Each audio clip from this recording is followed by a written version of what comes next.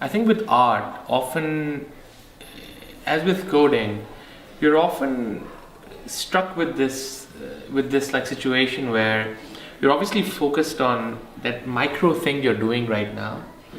But the most beautiful thing that happens is when you're able to like zoom out and see like what have you actually built or have you actually created. So I think that the biggest similarity between art and coding for me is that incredible juxtaposition of essentially the micro and the macro, where you can both have this immense amount of pleasure in writing that like small for loop, and also stepping back and looking at like, oh wow, I just wrote 30,000 lines of code to be able to do something.